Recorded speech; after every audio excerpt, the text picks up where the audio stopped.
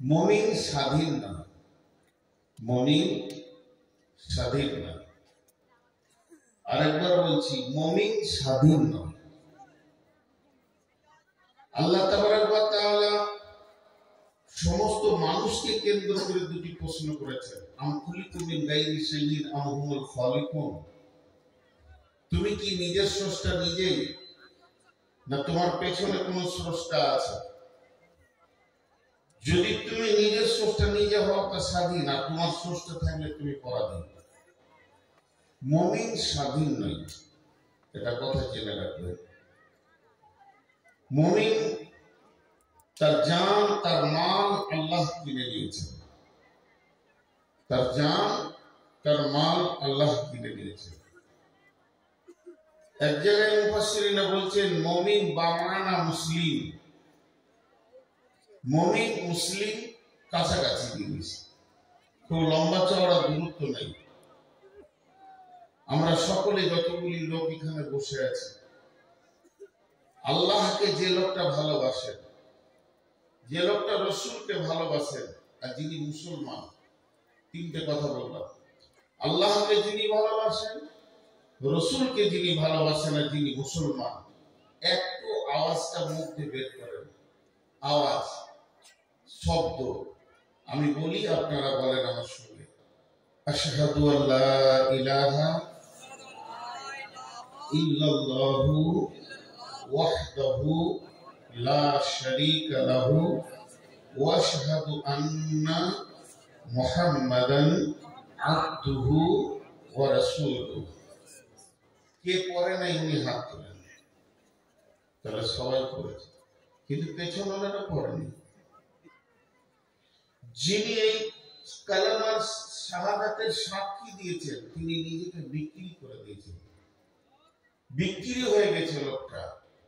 By মানে বেচা কিনা, বাইয়িকুমুল্লাযী বা'য়াতুম বি। আল্লাহ নিজেই বলছেন, কে আছো তোমরা আল্লাহর সঙ্গে বিজনেস করবে, আল্লাহ তোমাদের সঙ্গে বিজনেস করতে রাজি আছে। দেখেন মুসলিম কাকে বলে? মুসলিমের উদাহরণটা আমি আমার ব্রেন থেকে দিচ্ছি না, বরং রাসূলুল্লাহ সাল্লাল্লাহু আলাইহি ওয়াসাল্লাম দিয়েছেন। যেটা উট অনেক বড় প্রাণী, একটা মানুষের তুলনায় উট অনেক বড় প্রাণী। তো উটের নাকে যখন নাকিল পরিয়ে দেওয়া হয়, আর গলাতে যখন দড়ি পরিয়ে দেওয়া হয়, আর ওকে যখন একটা ছেলের হাতে ধরিয়ে দেওয়া হয়, তো উটটা জেনে নেই আমার চিন্তা চেতনা বুদ্ধি আর কোনো কাজ নাই, আমার দড়ি যার হাতে আছে সে যেদিকে টানবে সেদিকে যাব, ডানে টানবে ডানে যাব, বামে টানবে বামে যাব, সামনে টানবে সামনে যাব, পেছনে টানবে পেছনে যাব। যেমন ওর স্বাধীনতা নাই, একটা মুসলিম যেদিন কালেমা শাহাদাতের সাক্ষী দিয়ে দিবে, এর স্বাধীনতা নেই। একে ইসলাম যেমন করে চলতে বলেছে এইভাবে চলতে, জান মাল আল্লাহ কিনে নিয়েছে। বিসমিল্লাহির রহমানির রহিম। ইন্নাল্লাহা আশতারা মিনাল মুমিনিনা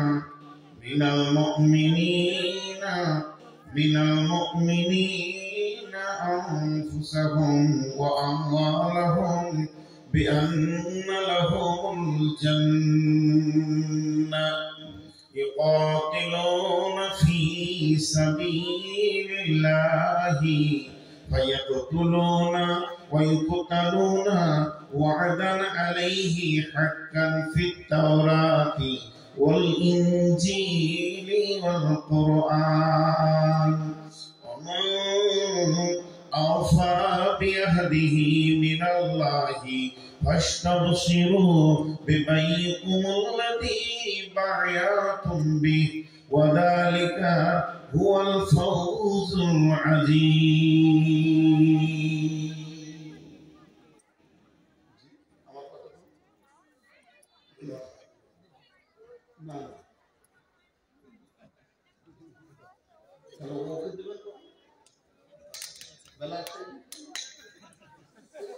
পরিচালনা নয়, আপনারা আলেম মানুষ, আপনাদের কাছে আমার অনেক শিক্ষা, আপনারা আমাদের ওস্তাদ।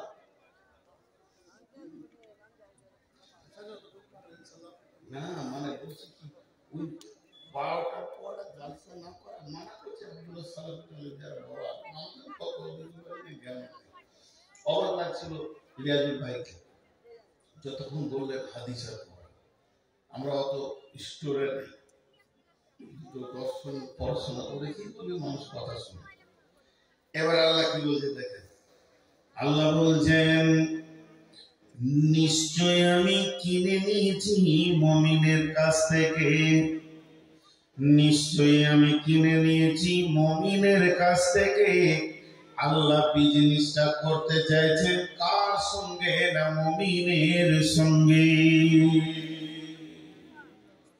আরে বাহ চারটা হ্যালোজিন এইদিকে দিয়েছে 5টা সহ্য করছে আর তুইও জ্বালানি শেষ তোর ওই 5টাতে সহ্য হলো না হ্যাঁ না তোর মন বলছে যে কাম করতে পারে না আমি একটু দেখি আল্লাহ তাবারাক ওয়া তাআলা বলছেন একটা জিনিস জেনে নেন আল্লাহ বিজনেস করতে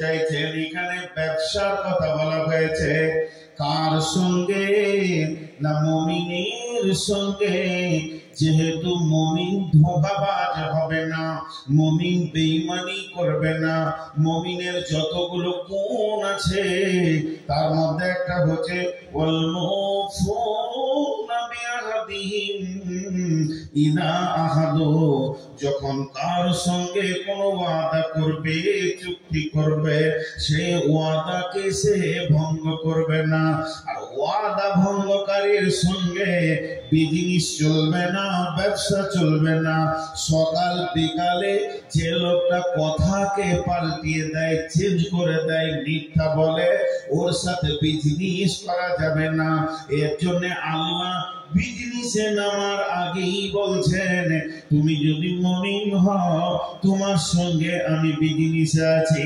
কেমন বিজনেস আমি কিনে নিয়েছি তোমার জানকে ইন্নাল্লাহা আশতারা মিনাল মুমিনিনা আনফুসাহুম ওয়া আমওয়ালাহুম তোমার কাছে আমি দুটি জিনিস খরিদ করে নিয়েছি তুমি আমাকে বিক্রি করে দিয়েছো একটা হলো তোমার জান আর একটা হলো তোমার মাল এই দুটিকে আমি কিনে নিয়েছি জান্নাতের বিনিময়ে বিআন্না লাহুল জান্নাত আমি টাকা দিব না পয়সা দিব না রিয়াল দিব না ডলার দিব না পাউন্ড দিব না রিং দিব না বাট দেব না আমি রুপি দেব না আমি আর তোমাদেরকে দিব জান্নাত আর তোমাদের কাছ থেকে আমি দুইখানা জিনিস নিয়ে নিব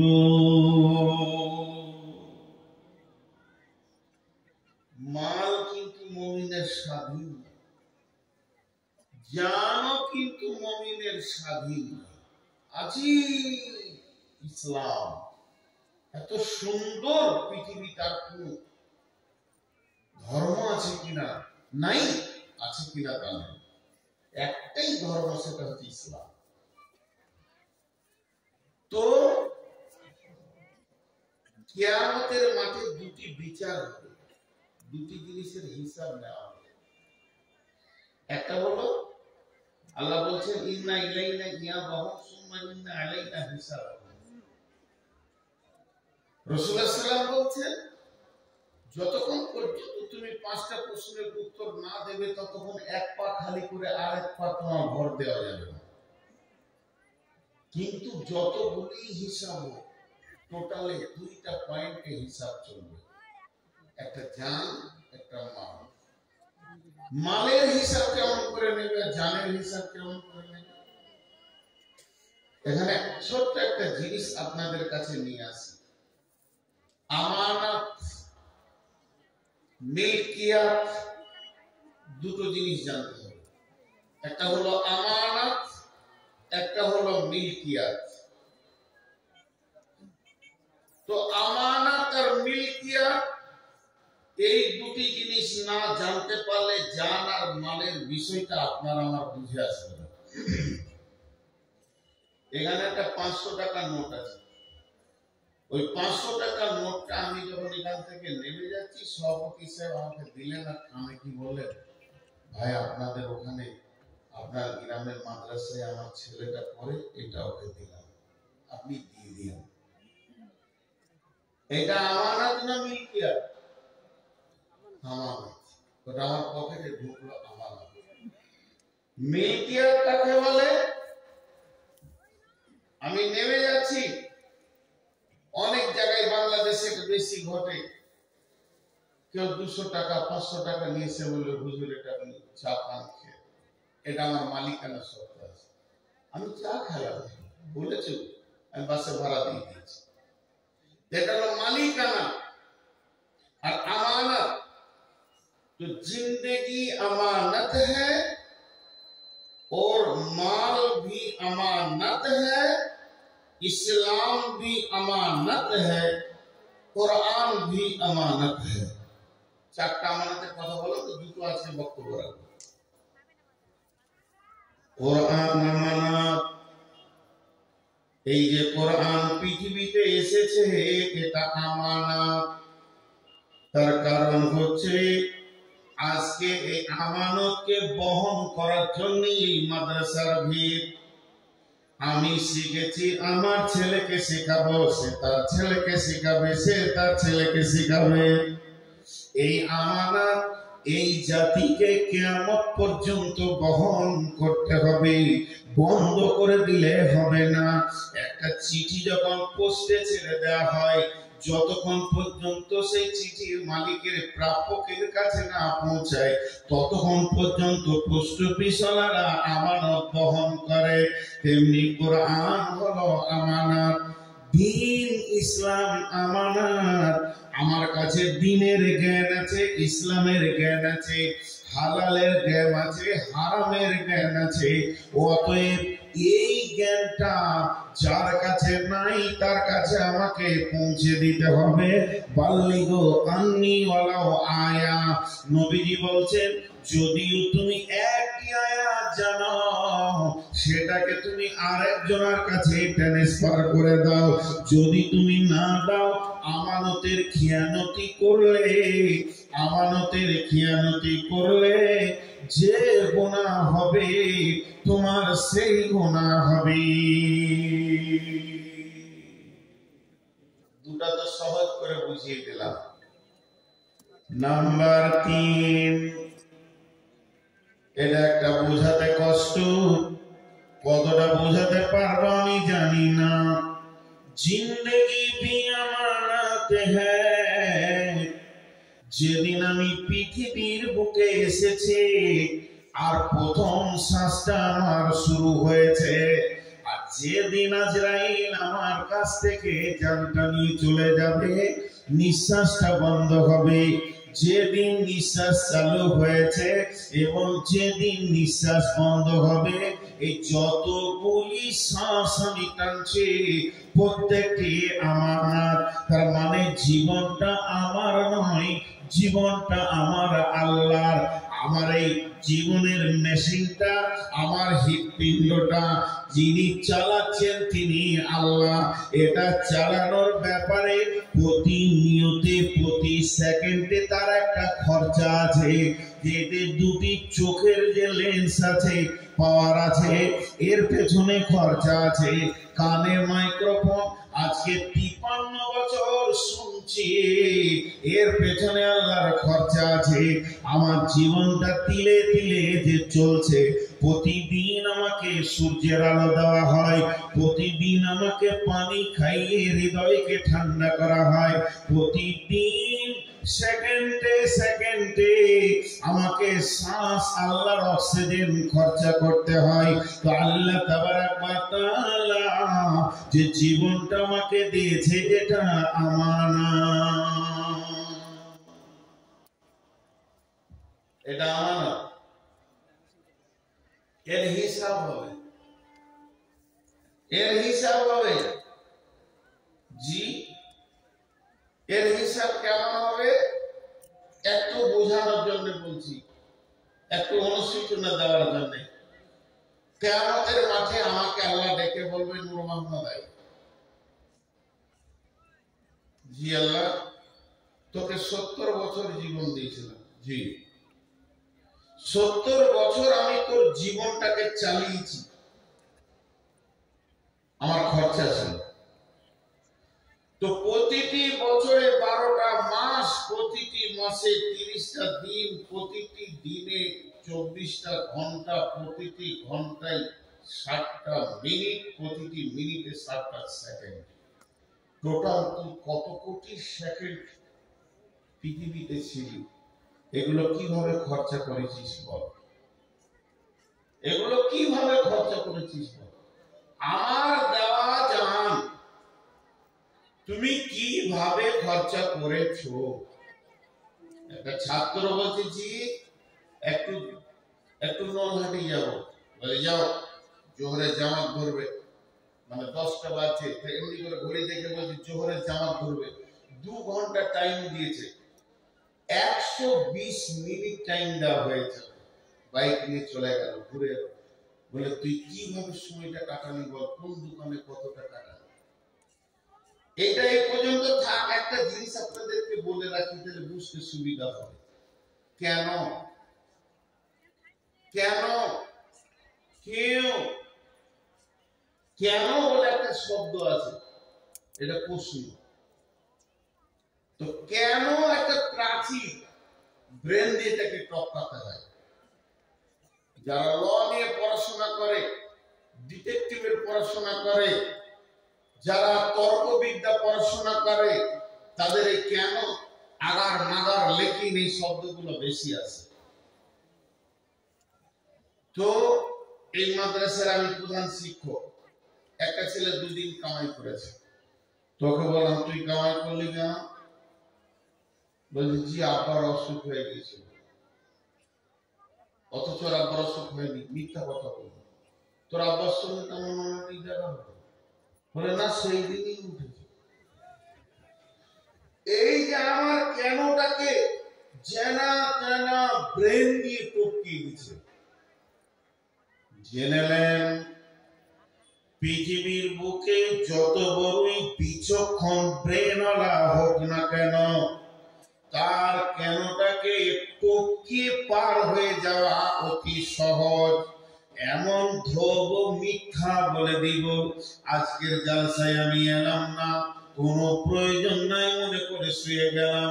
কমিটির লোক কাল সকালে বলছে আপনি এলেন না কেন? মিথ্যা করে বলে দিলাম আমার অমুক মারা গেছে, হালাকে কেউই আমার মরেনি। এরা বুঝে নিল আমার দোষ ত্রুটি চাপা পড়ে গেল। তবে বিশ্বনবী বলেছেন 2টি কথা, তার মধ্যে একটা হলো, হে আমার উম্মত, আল্লাহ যখন হিসাব নিতে শুরু করবে, আল্লাহ যখন হিসাব নিতে শুরু করবে, আল্লাহ যদি একবার কেন বলে দেয়, আল্লাহর মুখ থেকে যদি একবার কেন শব্দটা বেরিয়ে যায়, তাহলে পৃথিবীর কোন ব্রেন নাই যে ওই কেনটাকে জানা মেনা করে বুঝিয়ে দিয়ে পেরিয়ে যাবে। আল্লাহ কেন বলেছে, উম্মত তোমাকে বুঝে নিতে হবে আমার ঠিকানা জাহান্নাম হয়ে গেছে। আল্লাহর মুখ থেকে কেন বেরিয়েছে মানে 100% তুমি জাহান্নামী, আর বেশি বুঝাতে চেও না। হলো, এটা একটা বলে রাখলাম। এবার ধরেন বুঝানোর জন্য বলছি, আল্লাহ বলছেন রহমান হিসাব, হিসাব শুরু হলো। আজকের ডেটের হিসাবটা লিখছি 17 ফেব্রুয়ারি 2024। কি করছিলি সকালে? সকালে উঠলাম, ফজরের সালাত পড়লাম, এক পারা কালাম পাকের তেলাওয়াত করলাম, পড়ার পর খাওয়া দাওয়া করে একটু রেস্ট নিলাম। আর রেস্ট নেওয়ার পর আসরের আজান হলো, তখন উঠলাম, আসরের নামাজ পড়লাম।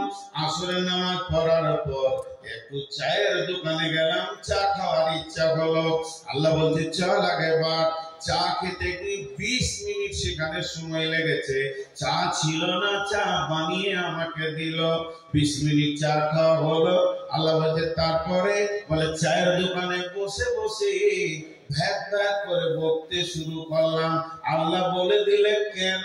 তার নবীজি বলছে জেনে নাও, তোমার জিন্দেগির হিসাব আর আগে পিছে নিতে হবে না, এখন তোমার ঠিকানা হয়ে গেছে জাহান্নাম। তার কারণ প্রত্যেকটি কালেমাওয়ালা যে কালেমাকে সাক্ষী দিয়েছে, আল্লাহকে মাবুদ বলে মেনে নিয়েছে, ওকে প্রত্যেকটি নিঃশ্বাস, প্রত্যেকটি কদম এবং প্রত্যেকটি পা, প্রত্যেকটি নজর আল্লাহর জন্য হতে হবে। এতটুকু পদস্খলন ঘটলে হবে না। আল্লাহকে আমরা বলে থাকি বিসমিল্লাহির রহমানির রহিম, ইন্না সলাতি ওয়া নুসুকি, আমার সালাত, আমার নামাজ, আমার কুরবানি মানে প্রেম প্রীতি ভালোবাসা, এটাও তরজমা নেওয়া যাবে। ওয়া মাহিয়ায়া, আমার হায়াত, ওয়া মাহিয়ায়া, আমার হায়াত, ওয়াল মামাতি, এবং আমার মত, ওয়া মাহিয়ায়া লিল্লাহি রাব্বিল আলামিন ওয়া মামাতি লিল্লাহি রাব্বিল আলামিন, ইন্না সলাতি লিল্লাহি রাব্বিল আলামিন ওয়া নুসুকি লিল্লাহি রাব্বিল আলামিন। তার মানে আমার নামাজ আল্লাহর জন্য, আমার প্রেম প্রীতি ভালোবাসা নৈকট্য গ্রহণ করাটা আল্লাহর জন্য, এবং আমি যে বেঁচে আছি আমি আল্লাহর জন্যই বেঁচে আছি, পৃথিবীর অন্য কারোর জন্য আমি বেঁচে নাই। আমার জান শুধু আল্লাহর জন্য এই দুনিয়াতে রয়েছে। ও মামাতি, যেদিন আমি মরব আমার লাশটার দিকে মানুষ তাকাবে আর বলবে এই লোকটি মরেছে তো আল্লাহর জন্য মরেছে।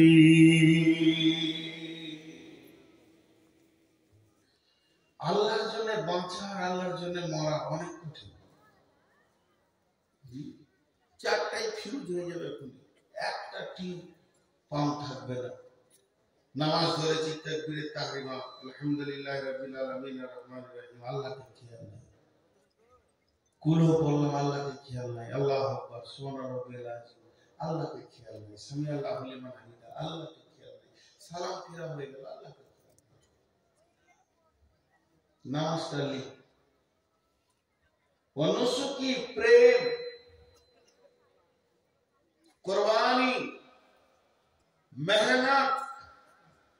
মানুষ যখন মেহনত করে কোরবানি দেয়, জানের মুজাহাদা চালায়, কোরবানি মানে জবাই করাটাই খালি আমরা ধরে নিয়েছি।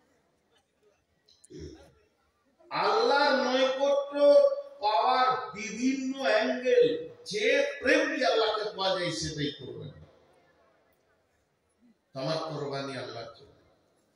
একটা উদাহরণ দিই, বুখারী, মুসলিম, আবু দাউদ, তিরমিজি, নাসাই নাই, উদাহরণ দিচ্ছি।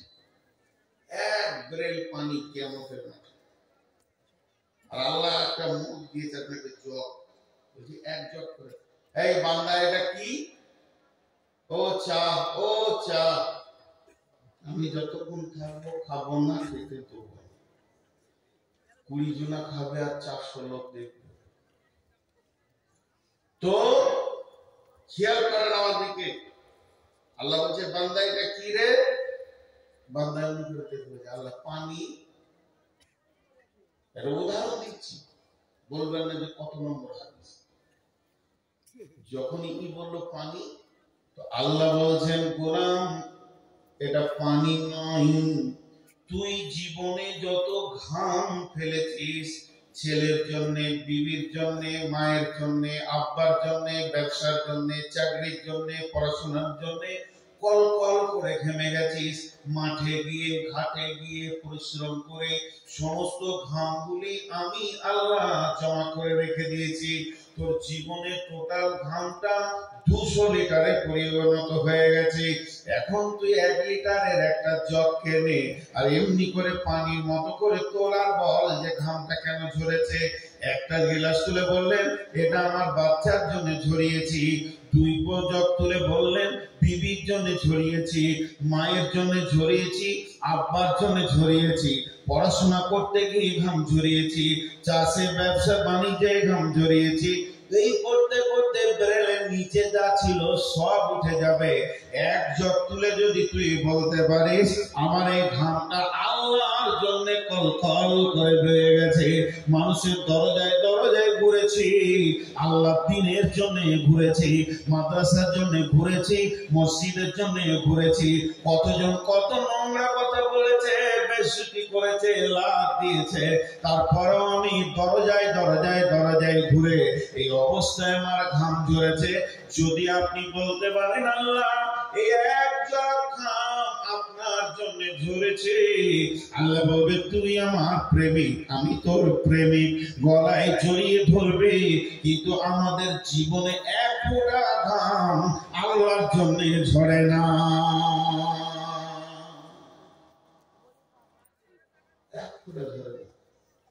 মাফ করবেন, খারাপ মনে করে নিয়েন না, একই কথা দুরকম লেয়া হয়। কিছু মৌলানা আছে ওসরের সিজনে ফিতরার সিজনে কি কষ্ট করে, কি কষ্ট করে। আমি 6 বছর কালেকশন করেছি, ইসলামপুরের কালেকশন করেছি, দুঃখগুলো বলার নেই। কাটোয়ার এলাকায় একটা গায়ের নাম বলবো না, কাল ইউটিউবের যুগ, কালেকশন করতে গেছি, আমাকে বলেছে কাজ করতে 10 টাকা। ছেলে মানুষ ছিলাম, একজন বিখ্যাত আলেম এখন রিয়াদে আছে, সৌদি বুকে, আমাদের আইন হাদিসের মধ্যে বীরভূমে একটা বাস স্ট্যান্ডে, আমি নাম করবো না কোনো জায়গায়, ঝরঝর করে কাঁদছে। আমি ওনাকে ওস্তাদ মনে করি। ওস্তাদ কি হলো,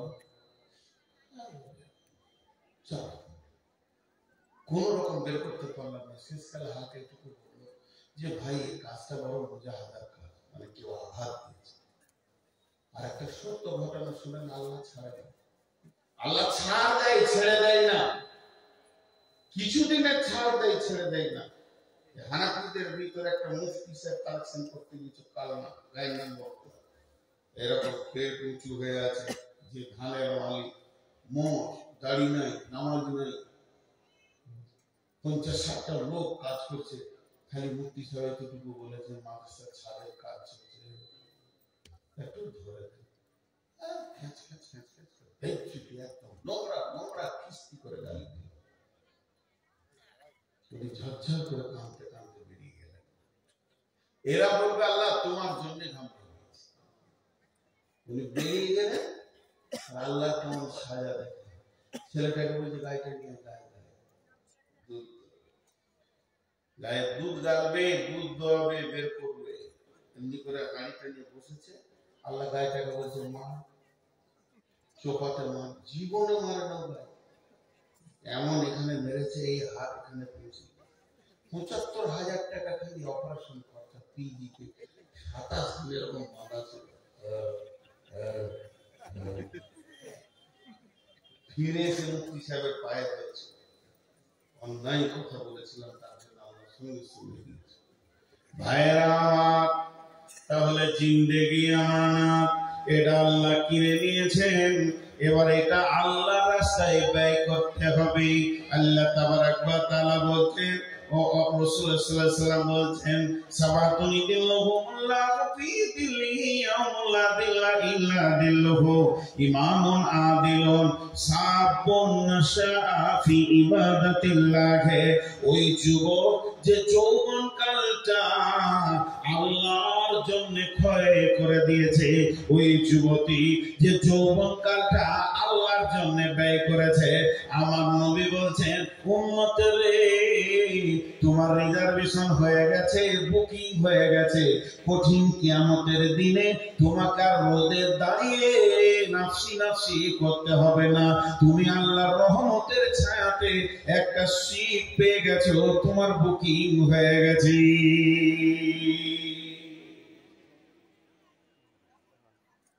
তো জিন্দেগির তিলে তিলে হিসাব লাগে।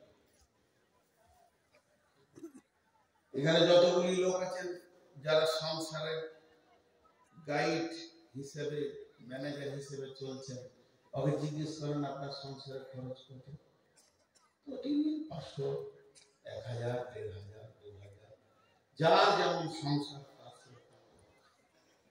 আল্লাহ সংসারে খরচ একজন বাংলাদেশে বুঝে খরচ নেই।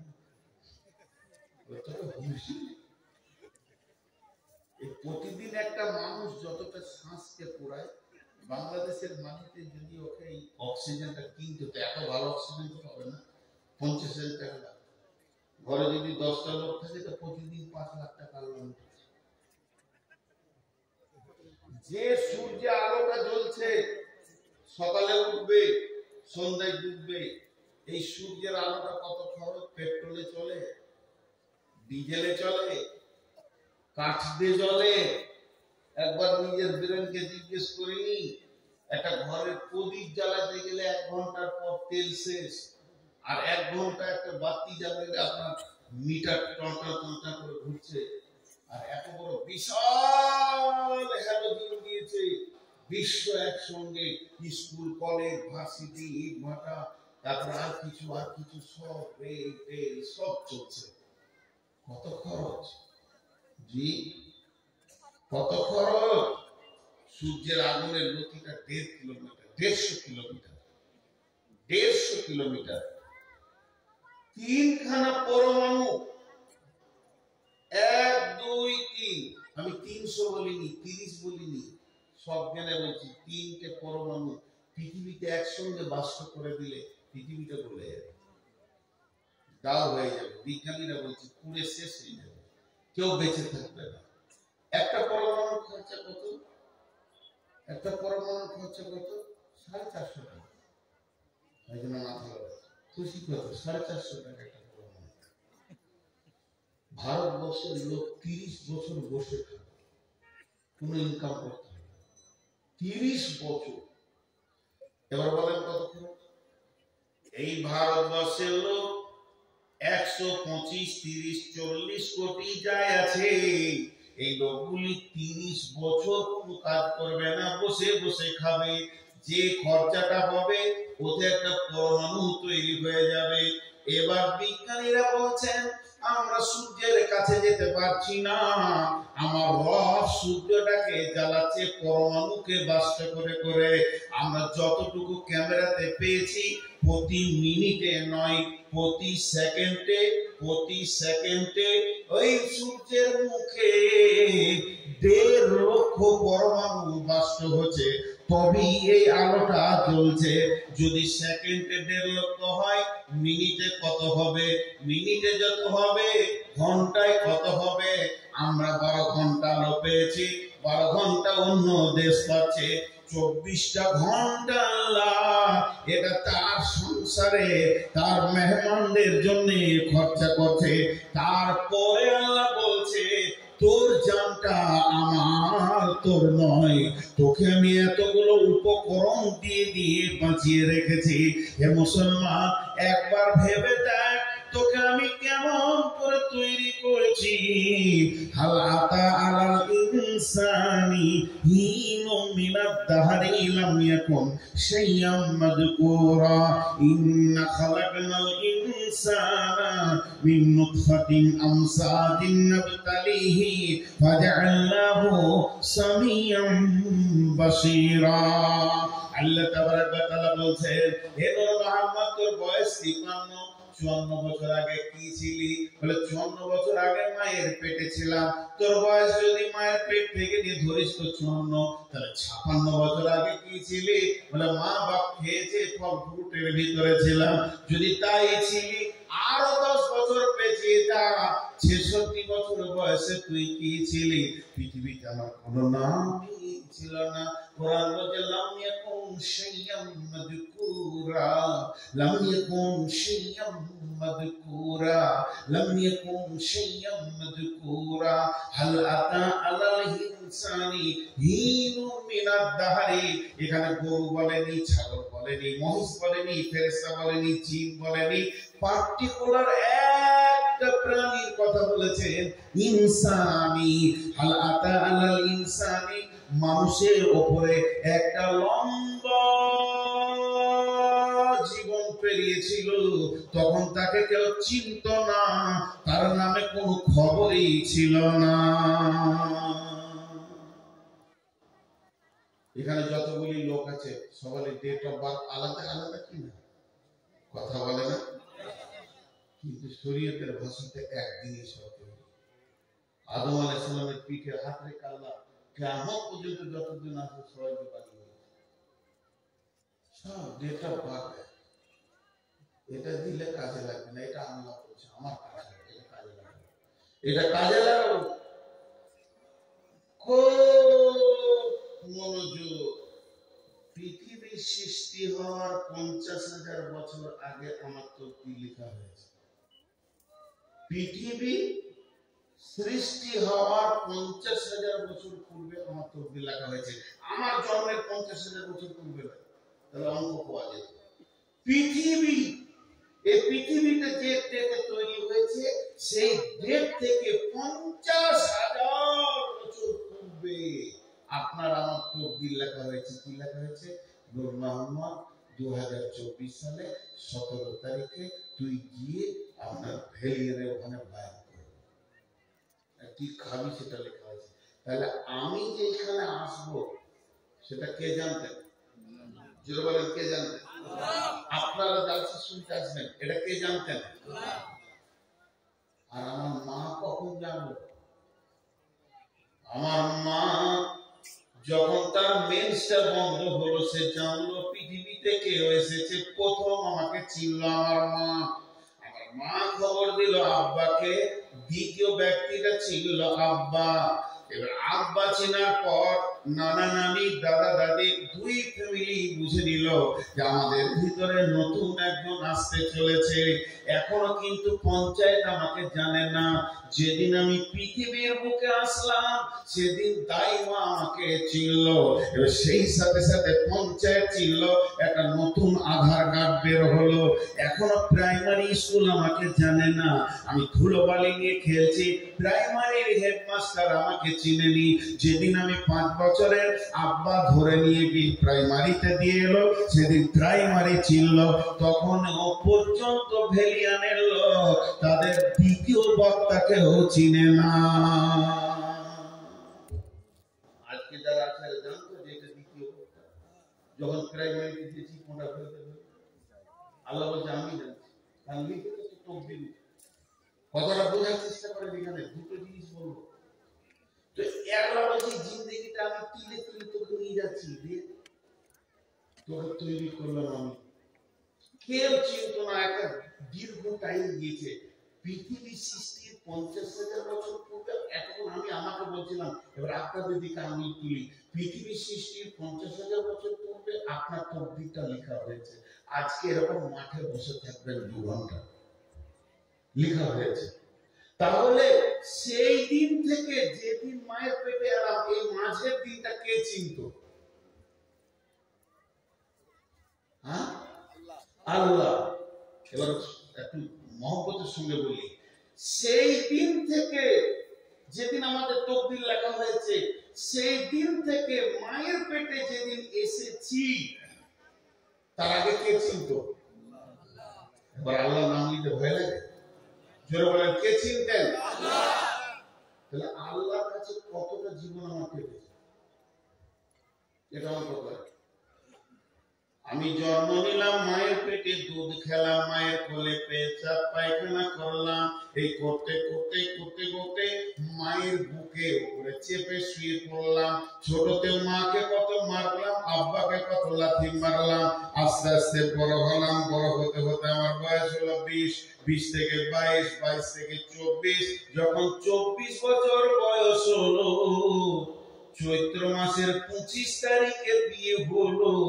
আর বৈশাখ মাসের 25 তারিখে মাকে গরম গরম কথা বলতে লাগলাম, কিংবা চৈত্রে 25-এ বিয়ে হলো, পহেলা বৈশাখ বলছি মা তোমার ব্যবহার খারাপ নয়। তখন মা ডুকরে কেঁদে বলছে, বেটা রে, বছরে 365টা দিন গেছে, এরকম 24টা বছর তোকে বুকে করে টেনেছি, আর মাত্র 24 ঘন্টায় একটা বউ পেয়ে ভুলে গেলি।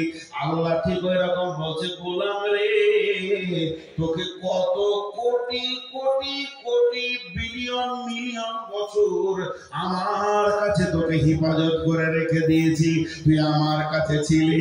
এর এরপরে মায়ের পেটে গিয়ে পৃথিবী যখনই দেখে নিলে আল আতা আল হাকুমুত তাকাসুর হাত্তা সুরতুমুল মাকাবির, এই পৃথিবীর সৌন্দর্য, পৃথিবীর ঐশ্বর্য, পৃথিবীর বিবি ছেলে পিলে গাড়ি বউ বিটি তোকে এমন করে ঘিরে নিয়েছে, আমি আজান দিয়েও তোকে পেছি না। কোটি কোটি বছর আমি রাখলাম আর আমি দেখতে পেছি না। হাইয়া আলাস সালাহ, বাংলায় দিয়ে দেন, আয় আয় তোরা নামাজের জন্য আয়, মাথা নামাবি। যে মাবুদ তোকে কোটি কোটি বছর তার কাছে রেখেছিল, মাত্র মা বাপকে 100 বছর দিয়েছে, তাও মা বাপ থাকবে না, পৃথিবীর বুকে 100টা বছর থাকবি। আর পৃথিবী সৃষ্টির 50,000 বছর পূর্বে তোর জন্ম হয়ে গেছে, তোর তকদির লেখা হয়ে গেছে। এই 100 বছরে মাত্র 22টা বছরে কাটালি, এটি পৃথিবীকে নিয়ে উপর হয়ে পড়ে গেলে মাবুদের ডাক আর শোনা যেছে না। আল্লাহ তাবারাক ওয়া তাআলা বলছেন, এই জিন্দেগিটা আমি বানিয়েছি রে। তারপর আল্লাহ দ্বিতীয় কি বলছেন, ইন্না খালাকানাল ইনসানা মিন নুতফাতিন আমসাজিন নাবতালিহি ফাজআলনাহু সামিআন বাসীরা। ওরে আমার গোলামের দল, তারপরে তোকে কিভাবে এই অবয়বটা দিলাম শুনেলে, তোর বাপকে উত্তেজিত করে, তোর মাকে উত্তেজিত করে, দ্রুতগামী বীর্য থেকে আমি বানালাম।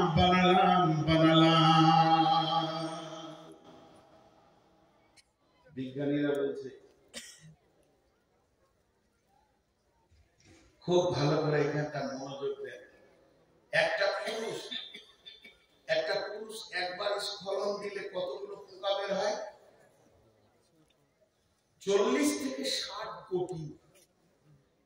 একটা দুটো নয়, খুব যদি মজবুত ইয়ং একদম উত্তাল যৌবন হয়তো 60 কোটি পোকা স্খলন করে। আর বয়স্ক দুর্বল হয়ে গেল 40 কোটি পোকাতে স্খলন দেয়। কতগুলো দেয় বললাম? 40 থেকে 60, মেজারমেন্ট করে নিয়ে চলে আসে 50 কোটি। আল্লাহ বলছেন, ইন্না খালাকনাল ইনসানা মিন নুতফাতিন আমসাজিন নাবতালিহি ফাজআলনাহু সামিআন বাসীরা। একবার তুই ভেবে দেখ, তোকে আমি দ্রুতগামী নুতফা থেকে বানিয়েছি এবং তার থেকে তোকে শ্রবণ শক্তি, দৃষ্টি শক্তি আমি দিয়েছি, ধাবন শক্তি দিয়েছি।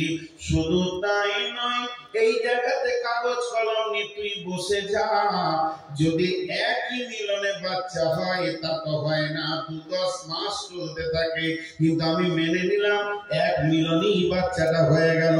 তাই যদি হয় যে রাত্রিতে আমি এসেছি আমার আব্বার কাছ থেকে মায়ের কাছে, আমার সঙ্গে কতগুলো পোকা এসেছিল, যদি 50 কোটি মেজারমেন্টে ধরেলেন, তাহলে 49 কোটি 99,99,999টা এসেছিল। ওই তাদের আধার কার্ড নাই, ভোটার কার্ড নাই, তারা কোথায় গেল? আল্লাহ বলছে, একবার খেয়াল কর, এই 50 কোটির ভিতর থেকে আমি আল্লাহ তোকে বেছে নিলাম।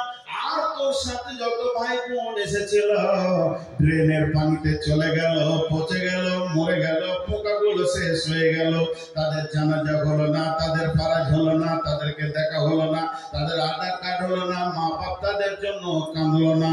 কিন্তু তোকে আমি এত সুন্দর করে বানালাম, এরপরও কিন্তু আমার শুকরিয়া করবি না। তোর জিন্দেগিটা একবার ভেবে দেখ। এখানে 2000 লোক বসে আছে, এখানে 2000 লোক বসে আছে। এমন সময় আমার ভাইয়া উঠে গিয়ে এর মাঝে একজনকে ডেকে নিয়েছে, গায়ে হাত দিয়ে বলছে, চলেন ভাই রুটি খেয়ে এলেন। ওকে কি ভাবতে হয় না যে আমাকে এতগুলো লোকের মাঝে এতটা সম্মান দিল, তাহলে আমাকে কতটা সম্মান দিয়েছে? এটা যদি সে ভাবে, তাহলে ওই ব্যক্তিকে চিনতে তার কষ্ট হবে না। আল্লাহ বলছে, এতগুলো পোকা আমি আনলাম কেন? একটা পোকা এনেই তোকে আমি বানাতে পারতাম। তার মানে আমি চাইছি তোর বিবেকের চেতনা হয়ে যা যে 50 কোটির ভিতর থেকে তোকে আমি ইজ্জতের জায়গায় বসিয়েছি, তোকে শ্রবণ শক্তি দৃষ্টি শক্তি দিয়ে পূর্ণাঙ্গ অবয়ব দিয়ে পৃথিবীতে এনেছি। অতএব এই জানের হিসাব আমি আল্লাহ একদিন নিব। আমার খরচা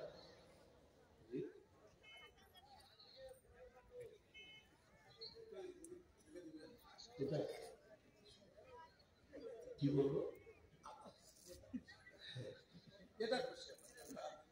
ভাইয়া, কি আর বলবো, খুব একটু হিসাব করেছে। এবার মালের কথা বলিনি, খালি জানের কথা বলছি। খুব একটু হিসাব করি যে আল্লাহ কতটা আমাদেরকে সম্মান দিয়েছেন। আরো আছে, মানুষ সৃষ্টির ব্যাপারে অনেক কথা আছে। এরপরে চলে মাল। কিয়ামতের মাঠে মালের হিসাব হবে কেমন করে? আল্লাহ রাসূল যে বলেছেন, কেন বললি তুমি ফেরে পড়ে যাবে?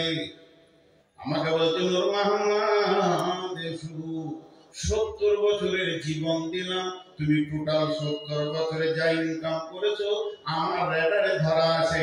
টোটাল ইনকাম করেছো তুমি 3 কোটি টাকা।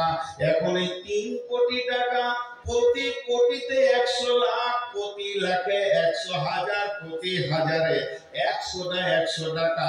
আপনাকে মানে 100 প্রতি হাজারে 100 টাকা 10টা, প্রতি 100 টাকায় 1 টাকা হচ্ছে 100টা, আর প্রতি 1 টাকাতে নয়া হচ্ছে 100টা।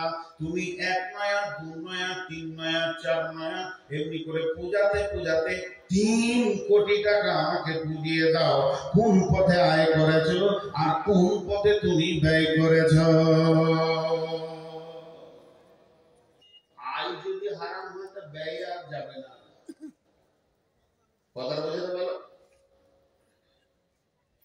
আপনাদের এদিকে পাম্প মেশিন আছে? পাম্প মেশিন আপনারা মুখ খুলে না কেন? পাম্প মেশিনের দুটো পায়, একটা সেকশন আর একটা ডেলিভারি। সেকশনটা যদি পুকুরে থাকে তে ডেলিভারি যদি কলের পানি বেরোবে। সেকশনটা যদি পায়খানা চেম্বারে থাকে ডেলিভারিটা আতুর বেরোবে। তো যার ইনকাম হারাম তার দামও হারাম। তোমার ইনকামটাই যদি হারাম হয় আর তোমাকে ওইদিকে, ওই জন্য বলি মসজিদ না থাক, মাটিতে নামাজ পড়ে, মাতালের টাকায় করিয়ে না, সুদখোরের টাকায় করিয়ে না। আল্লাহ মাতাল, সুদখোর, জুয়ারি, দাড়ি মারা বেঈমানের কথা বাদ দিয়েছে, স্বয়ং ঈমানদারের কথা বলেছে। যদি যাকাত না দেয় তো মোস্ট টাকা নিস না। বললাম কি আছে? ইন্নামা ইয়ামুরু মাসাজিদাল্লাহি মান আমানা বিল্লাহি ওয়াল ইয়াউমিল আখির ওয়া আকামাস সালাতা ওয়া আতাস যাকাত। মসজিদ বানাতে গেলেও যাকাত দেওয়ার লোক হতে হবে। বেযাকাত হলে চলবে না। টাকা বেশি আছে যাকাত দেয় না, ওর টাকা নিস না। এই জন্য তো মসজিদে লোক ঢুকছে না, রিয়াকশন নাই, মসজিদে যে টান সেটা চলে যাচ্ছে। মাটির মসজিদে নামাজ পড়া ভালো, ঢালাইতে। মাতালরা যদি টাকা দিয়ে দেয় 4 কুইন্টাল রড, 6 কুইন্টাল, খালি মার্কেটে বলে রডটা আমি নিয়ে না, রডটা আমি নিয়ে না, এ ঠাস সহ্য করা কঠিন। হ্যাঁ, ভুল বলছি কে বলে? ওই জন্যে বলতে এখন আমাদেরও ইমান দুর্বল হয়ে গেছে। আমরা সব চিটিংবাজ মাল, যে বায়ান করছি মুনাফিকি হালাল। আমরা যখন পড়তাম ইউপি সাহারানপুর গিয়েছিলাম, তো দেওবন্দ মাদ্রাসাতে শ্রীদেবী নিজে গিয়েছিল টাকা দিতে। সেই যুগে 1 লক্ষ না 1.5 লক্ষ। তো মুফতি সাহেব বলেছিল ভাড়া দেন, মাদ্রাসার দরজা থেকে অমিতাভ গিয়েছিল, কয়েকটা গিয়েছিল আর কি, এক নেই, 1-2 জন নেই, গাড়ি দেওবন্দ মাসে টাকা। তোরা ভাগবি কাঁদতে দেয়, তোদের টাকার প্রয়োজন। তো তাকুয়ার দুনিয়াতে মজা আলাদা। এরপরে আপনি খরচা করছেন, আল্লাহ ধরেন, আবার উদাহরণ দিচ্ছি, বলবেন না যেরকম হাদিস আছে বলেছিল, উদাহরণ দিচ্ছি। আল্লাহ বলেন, মাসে 2024 সালে শনিবার কি কি খরচা করলি রে সকালে বলতো? এবার ধরা পড়েছে। রব্বুল আলামিন 1000 টাকা নিয়ে হাটে গেলাম, সবজির হাটে। আলু নিলাম, পেঁয়াজ নিলাম, কপি নিলাম, আদা নিলাম, রসুন নিলাম, সিম নিলাম, আর কি নিলাম। এত টাকা খরচা হলো, 600 টাকা পকেটে থেকে যায় 400-র মধ্যে। এরপরে রাস্তায় বেরিয়ে আসছি, একজন ভিখারি এসে বললো, ভাই আমার মেয়ের বিয়ে কিছু দেন। তাকে 100 টাকা দিয়ে দিলাম, আর থাকে 500 টাকা। কিছু দূর আসার পর একটা মসজিদ ওরা 2 জন দাঁড়িয়েছে, ইমাম আর মসজিদের কমিটি। তাকে 300 টাকা দিয়ে দিলাম, আর থাকে 200 টাকা। রব্বুল আলামিন এই আস্তে আস্তে আমি 100 টাকা সাদাকা করে দিলাম। ওরা কোনো কারণে করলাম, তাহলে আপনি তো জানেন, আর থাকে আমার কাছে 100 টাকা। এই 100 টাকা কি বলবো, একটা এতিম ছেলে দাঁড়িয়েছিল, 50 টাকা দিয়ে দিলাম। আল্লাহ এখনো কেন বলেনি, আল্লাহ শুনে গেছে। এরপরে বলছে, তারপরে 50 টাকাটা কি করলি? বলে আমার বাচ্চা মেয়েটা বললো আব্বা স্কুল যাব, ওকে দিয়ে দিলাম 40 টাকা। পকেটে থাকে মাত্র 10 টাকা। এমন সময় আমার নাতনি এসে বলছে, না দিলাম 5 টাকা, যা চকলেট খাগা। আর থাকে 5 টাকা। 5 টাকাটা পকেটে পড়েই আছে। রাস্তা দিয়ে হেঁটে গেছি, গাড়ির সামনে বাস দিয়েছে, যে বলছে লক্ষ্মী পুজোর চাঁদা দাও। কিসে? এই কদিন আগে কি হলো, মানে ডিপার্টমেন্ট অফ এডুকেশন, পড়াশোনা ডিপার্টমেন্টের ঠাকুরটা, চাঁদা দাও। 5 টাকা দিয়ে দিলাম। আল্লাহ বলে, কেন 1000 একটা এলাম না, 995 টাকা আল্লাহ কেন বলেননি? ওই জায়গাগুলো আল্লাহর হুকুম আছে, ওখানে দাও, মসজিদে দাও। ওয়াতাল মালা আলা হুব্বিহি দাবিল কুরবা ওয়াল ইয়াতামা ওয়াল মাসাকিন ওয়াবনাস সাবিলি ওয়াসাইলিনা ওয়া ফির রিকাব। আমি এনার হাতে 10,000 টাকা দিয়ে সৌদি চলে গেলাম উমরা করতে, হজ করতে, আর বলে গেলাম ভাই কোরআন মোতাবেক খরচা করবেন। হিসাব নিতে এসে দেখছি 5 টাকা দুর্গা পুজোতে দিয়ে দিয়েছে। আমি বললাম, কেন দিলেন? টাকা তো আমার আপনার নয়। তো আল্লাহ বলছে, মাল তো তোর নয়, মাল আমার, আমি দিয়েছি বলি তোর মাল। তুই কে মাল এনেছিলি বল মায়ের পেট থেকে? বলেন একবার, হ্যাঁ বলেন তো সবাই। 100 বছর আগে এখানে ছিলাম?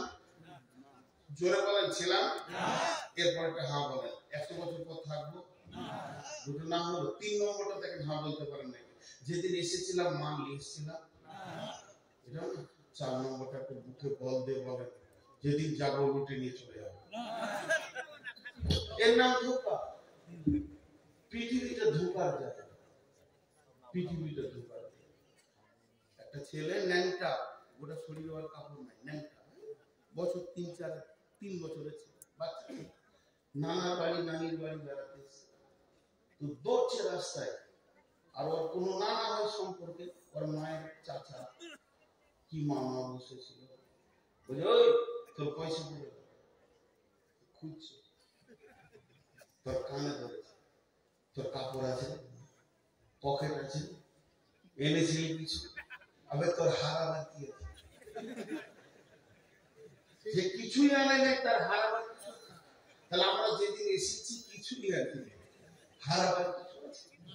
যেটুকু আল্লাহ দিয়েছে ওটুকু আল্লাহ দিয়েছে।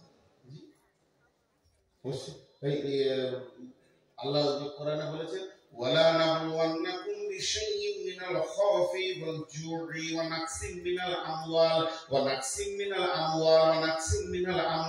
ওয়াল আনফুসি ওয়াস সামারাত। এখানে 5খানা কোশ্চেন আল্লাহ পরীক্ষা করবে, তার মধ্যে মালকে নষ্ট করে এবং ফল ফসলকে নষ্ট করে। আমি 40 কোটি টাকার মালিক, যে 13 কোটি টাকা গোডাউনে আগুন লেগে পুড়ে গেছে, কাঁদছি। আল্লাহ বলে, ওটাই তো আমি দিয়েছি, বাকি যে কটা আছে এই কটাও তো আমার। কাঁদছিস কেন? দিয়েছি 40, নিয়েছি 13, ভাগ্যে তো তোরই বেশি রয়েছে। এখন 27 কোটি টাকা তোরই তো রয়েছে। আচ্ছা, এগুলো বেইমানি না? সবটাই কাল্লা। একটা গল্প শোনাই আপনাদেরকে, জ্ঞান বাড়বে। এক বাদশা কোনো কাজ করতে গিয়ে চোটে আঙুলটা কেটে পড়ে গেছে। তো বাদশার আঙুল কেটে গেছে, পূজারা সব কেঁদে দেশ ভাসিয়ে দিল। আর বাদশার সামনে এসে বলছে, হুজুর ওই আঙুলটা থেকে যদি আমার কলিজাটা কেটে যেত ভালো হতো। এগুলো পাম দিচ্ছে দরদ। মন্ত্রী ছিল না দেশে, বিদেশে গিয়েছিল কোন বাণিজ্যে, মন্ত্রী ফিরে এসে ওর বিবির কাছে শুনেছে বাদশার আঙুল কেটে গেছে। সকালে উঠে গিয়ে বলছে, মন ভারী করে বসে আছে বাদশা। সবাই তো ইন্নালিল্লাহ বললো আর চোখের পানি ফেললো, এখন মন্ত্রী কি বলে দেখি। মন্ত্রী এসে বলছে, ওস্তাদ হাতটা দেখি স্যার। মন্ত্রী বলছে, আলহামদুলিল্লাহ। কলজেটা কত জলে, কলজে জ্বলা কত বাকি, আলহামদুলিল্লাহ। সঙ্গে সঙ্গে বলছে, প্রহরী জেলখানার দরজাটা খুলো, বেঈমানকে ভরে দাও। আমার খায় আর আমার বিরুদ্ধে কথা বলে, আমার আঙুল কেটে গেছে আর বলছে আলহামদুলিল্লাহ। ওকে জেলে ভরে তালা মেরে দাও। ওকে জেলে ভরে তালা মেরে দেওয়া হলো। এবার বলছে, আমি একটু আসি, একটু শিকার টিকার করে আসি হরিণ ধরি, তারপরে বেঈমানকে উচিত শিক্ষা দিব। কেমন করে ও আলহামদুলিল্লাহ বলেছে। হরিণ শিকার করতে গিয়ে জঙ্গলের ভিতরে রাস্তা বলে নাগাল্যান্ডে চলে গেছে। নাগাল্যান্ডে মানুষের মানুষ খায় ভারতবর্ষে, ওখানে চলে গেছে। ওখানকার জাতিরা ঘিরে ধরেছে, সুন্দর এত টুকটুকে মাল পেয়েছি, মালটা ভালো হবে, বিরিয়ানি খুব সুন্দর জমে যাবে। ওকে টেনে নিয়ে গিয়ে ঘরে ঘরে তালা মেরে দিয়েছে। সন্ধ্যার সময় বসে হিসাব করছে, মাংস খেয়ে কতটা নিবি, কেউ বলছে মাথা নিব, কেউ বলছে ঠ্যাং নিব। এবার বাদশা বলছে, আর বাড়ি ফেরা হলো না, কাল সকালে তো আমাকে পিস পিস করে কেটে খেয়ে নেবে। টেনশন আর চিন্তা, টেনশন আর চিন্তা। সকাল হলো, তাকে তালা থেকে বের করে পেছন দিকে হাত বেঁধে ঠাকুর থানে নিয়ে যাবো, যে রাবণের পূজা করে এবার ওকে কাটবে, কেটে পিস বানাবে। বাদশার জান মুখ সহ শুকিয়ে গেছে। যখন পেছন দিকে হাতটা বাঁধতে গেছে, দেখছে একটা আঙুল কাটা। তখন এবারে বলছে, পুরোহিতকে ডাক। আজ কি বার রে? শনিবার। আঙুল কাটা রে। পুরোহিত হাসছে, যে খবরদার মারিস না, বংশ ধ্বংস হয়ে যাবে। যেখান থেকে এনেছিস ওইখানে দিয়ে আসবে। বাদশাকে দিয়ে চলে গেল। যেই বাদশাকে দিয়ে চলে গেল, বাদশা সকালে ধরে এসে ঘোড়া থেকে নেমে বলছে, তাড়াতাড়ি জেলখানার গেটটা খুলে দে। ওরে ওই আঙুল কাটা ছিল বলি জানে বেঁচেছি রে ভাই, তুই বলেছিস আলহামদুলিল্লাহ। তোরটাই ঠিক আছে রে, তুই বলেছিস আলহামদুলিল্লাহ। এতক্ষণে কাটা আঙুলের লাভটা বুঝলাম, না এতক্ষণ বিরিয়ানি কি শেষ হয়ে যেত। ওরা যে সব মাল মশলা কিনে ফেলেছিল, শুধু আমাকে পিস করতে বাকি ছিল। মন্ত্রী বলছে যে এটা কত বড় কথা। মন্ত্রীকে জিজ্ঞেস করছে, আলহামদুলিল্লাহ কেন বলবি? বলে, হে আমার বাদশাহ, স্যার আপনি ভেবে দেখেন, আপনার বডিতে আল্লাহ 20 খানা আঙ্গুল দিয়েছে। কয়টা টোটাল আছে? 20টা। নিয়েছেন আল্লাহ একটা, দিয়েছেন আল্লাহ আপনাকে 19টা। আমি হিসাব করে দেখলাম, আল্লাহ আপনাকে বেশি দিয়েছেন কম নিয়েছেন, এর জন্য বললাম আলহামদুলিল্লাহ। তখন এবার মন্ত্রীকে কানে জড়িয়ে ধরে কানে কানে বলছে, তোকে জেলে ভরে দিয়েছিলাম, মাফ করিস। তোকে জেলে ভরে দিয়েছিলাম, মাফ করিস। মন্ত্রী বলছে, মাফ কেন করবো, জেলে ছিলাম আলহামদুলিল্লাহ। যদি আপনার সাথে যেতাম, আমার আঙ্গুল কাটতো, আমার তো ফিরা হতো না। জেলটা আমার জন্য জি ভাই। আল্লাহ তাবারাক ওয়া তাআলা বলছেন, তোদের মালের হিসাব আমি নিব। একটা টাকা আমার টাকা বেঈমানি করবি না। আর আল্লাহ তাবারাক ওয়া তাআলা রাসূল বলছেন, এটা তো একদিকে গেল, আরেকদিকে একটা নিয়ে আসেন। বিসমিল্লাহির রহমানির রহিম।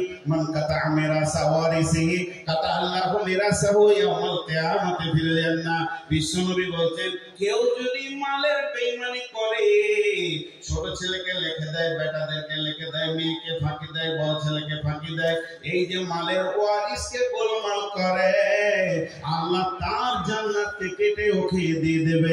আমি 40 বিঘে জমির মালিক, 50 বিঘে জমির মালিক, 200 বিঘে জমির মালিক, আসলে জমি আমার নয়, জমির মালিক আল্লাহ। আর আমার পৌরসে আমার বিবির পেটে কটা হবে, আর সেই জমির ভাগ কে কে নেবে, এটা আল্লাহ করে দিয়েছে। অতএব আল্লাহর কলমের বাইরে বাইরে আমাদের কলম চালানো যাবে না। আপনাদের মূল হাজিতে এরকম আছে, জমি লেখালেখি নাই, ফাঁকি মেরে দিয়ে লেখে দিলে, হজ করার আগে আবার দিচ্ছে। এটি কি ডেঞ্জার সাজি কোন খাইতে ভালো। ও চাবি লেখে হায় আল্লাহ। বড় বড় আলেমদেরকে জিজ্ঞেস করবেন, কিছু আলেমের ফতোয়া যারা জীবিত জাহান্নামী, খালি যতদিন শ্বাস নিচে দুনিয়া মরবে তো জাহান্নামে যাবে। তার মানে ও কি বলেছে জানেন? ও বলতে চাইছে আল্লাহ আপনার বুদ্ধি শুদ্ধি কম, আমার ব্রেনটাই ঠিক আছে, আমি যেটা করছি এটা ঠিক। পরোক্ষভাবে কোরআনকে নেকেট করছে, অনেকগুলো গোনা করছে, অনেকগুলো। যে ও পেয়ে যাবে, এ পেয়ে যাবে, ও পেয়ে যাবে, বোঝে খবরদার না, মালের মালিক আল্লাহ। চলে এবার দুটি ঘটনা আপনাদেরকে শুনে। হযরত ওসমান গনি রাদিয়াল্লাহু তাআলা আনহু মদিনার হাটে নিজে গম বিক্রি করতে গেছেন। হযরত ওসমান গনি রাদিয়াল্লাহু তাআলা আনহু মদিনার হাটে নিজে গম বিক্রি করতে গেছেন। আর খলিফার গম ঝরঝরে তত্ত্বরে আয়নার মতো গম, কোনো ভেজাল নাই। আমিরুল মুমিনিন খলিফাতুল মুসলিমিন হযরত ওসমান গনি নিজে দাঁড়িয়ে আছে। এবার পাইকাররা আসে, বলে কি দাম? পাইকাররা আসে বলে, বলেন হুজুর কত লাগবে, কি দাম লাগবে? উনি খালি একটা কথা বলেন, এখনো সময় হয়নি, আর একটু বেলা হোক, আপনারা ঘুরে আসেন, বিক্রির জন্যই তো এনেছি, তো বেচে দিব, অতএব একটু ঘুরে আসেন, একটু ঘুরে আসেন, একটু ঘুরে আসেন, একটু ঘুরে আসেন। বেলা উঠে গেছে, এমন সময় হাটে একটা দল ঢুকছে, বহু দূর থেকে তারা মরুভূমিতে হেঁটে এসেছে, ক্লান্ত শ্রান্ত হয়ে। তাদের চেহারাগুলো কেমন, গালগুলো ঢুকে গেছে, চোখ ঢুকে গেছে, মাথায় কখন চিরুনি করা তো দূরের কথা, কোন যুগে তেল নিয়েছে তারা জানে না। হাড়গুলো পেটে লেগে গেছে, পেটটা ভিতরে লেগে গেছে, তাদের হাড়গুলো ঘুমা যাচ্ছে। তার মানে না খাওয়া একদম এইরকম অবস্থার মানুষ। তাদের মধ্যে নারী আছে, পুরুষ আছে, শুধুমাত্র ইজ্জত ঢাকা, ছোট্ট মতো একটা হাতে গামছা, আর তো কিছু নাই। শিশু আছে, বৃদ্ধ আছে, নারী আছে, পুরুষ আছে, যুবক আছে, লাইন দিয়ে ওই হাটে ঢুকছে। হযরত ওসমান বলেন, দাঁড়াও, তোমার গামছাটা বাঁধো, লাও তুমি একটা লাও, দেখি তোমারটা দেখি, তোমরা কজন? বলে দুজন। লাও, তোমরা দুইবার লাও, এইভাবে লাও, আর একটা বস্তা নাও, লাও লাও। দিতে দিতে দিতে দিতে দিতে দিতে গম শেষ, তারাও শেষ। গমগুলোকে তারা মাথায় বেঁধে নিয়ে আবার মরুভূমির বুক চিরে হাঁটতে শুরু করলো। বড় বড় পাইকাররা এসে বলছে, আমিরুল মুমিনিন খলিফাতুল মুসলিমিন, আপনি রাসূলের জামাই হয়ে কাজটা কেমন করে করলেন? ওদের তো পেটে ভাত জুটে না, কত দাম আপনাকে দিয়েছে, যে দামের বিনিময়ে আপনি ওটাকে বিক্রি করলেন, আমরা তো এত দাম দিতে চাইলাম, আমাদেরকে কেন দিলেন না? হযরত ওসমান বলেন, বন্ধু রে, আজকের গমটা আমি আল্লাহর জান্নাতের বিনিময়ে বেচে দিয়েছি।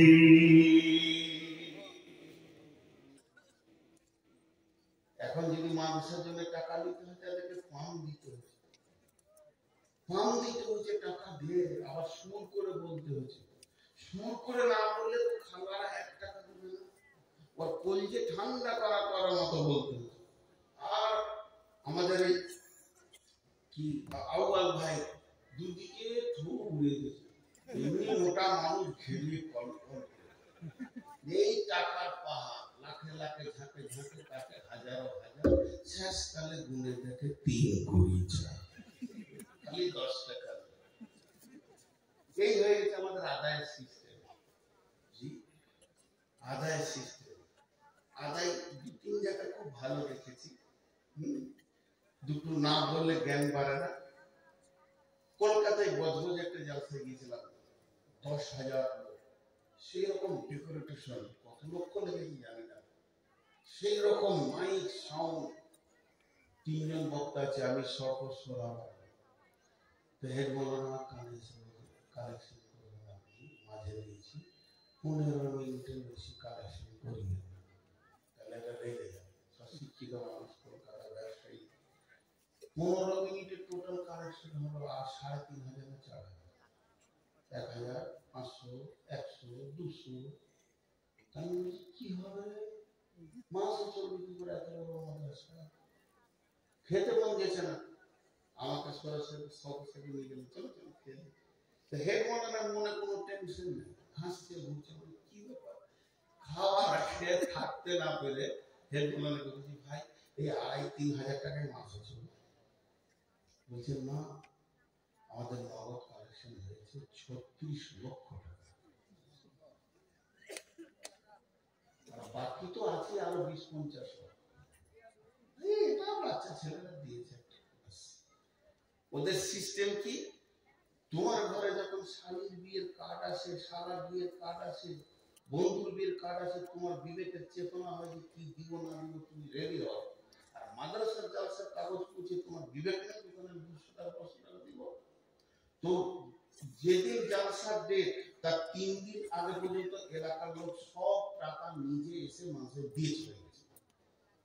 বলছে খালি বসে থাকতে হয় দুটো মুরগি, ওরা চেক নেবে 5000 একটা চেক দিবে। হ্যাঁ, তো কি সুন্দর সিস্টেম। আর আমাদের শক্তিগড় এখানে আমরা এগুলো 150 লোক বসে আছে, আর ইমাম সাহেব খালি আমাকে খুঁজছে মসজিদটা গোটা করতে হবে। 15 বছর আগে তখন ইঞ্জিনিয়ার বলে গেছে 7.5 লক্ষ টাকা লাগবে, অন্তত 10 লাখ টাকা। আচ্ছা 150 লোকে 10 লাখ কালেকশন হবে? জানটা জ্বলে যেতে ইমাম সাহেব যাতে উঠে দিয়ে না হবে। যা ওই গায়ে বাস করো রাখবে। একটা যুবক উঠে বলছে আমাদের গায়ে 7খানা বংশ আছে, তো যদি 10 লাখ লাগে তো 7 ভাগের 1 ভাগ আমি দিয়ে দেবো, হয়ে গেল। আর একজন উঠে বলছে হুজুর মাইক ছেড়ে দেন, ও ইট যা লাগবে শুরু থেকে শেষ, মিস্ত্রি বলবো আর ইট লাগবে না, সেদিন ইট বন্ধ। একজন বললো বালি আমার, একজন বললো সিমেন্ট আমার, একজন বললো পাথর আমার, একজন বললো রড আমার, একজন বললো ফার্নিচার আমার, একজন বললো মার্বেল আমার, একজন বললো মিস্ত্রি আমার, একজন বললো লিভার। মসজিদে যাচ্ছিল রং পর্যন্ত হয়ে গেল। ইমাম সাহেব বলছে ছেড়ে দিই, সেই দোয়া করে বলছে না আরেকটা আমার আছে, ওকে ধরে আনতে গিয়েছে বাসে। তারপর চলে এলো, বললাম ভাই আপনার অপেক্ষায় আমাকে ইমাম সাহেব খুশি এত লেট করে। বলছে আচ্ছা ঠিক আছে, ওই যে মালটা দিবে বলেছে টাকাগুলো নিয়ে মসজিদের নামে ব্যাংকে ভরে দিন, কাল থেকে মসজিদে ঘুরে যাবে। আছে এদের জন্য বায়ানো হয় নাই, সুর করে দিতে হয়, পাম দিতে হচ্ছে আমাদেরকে।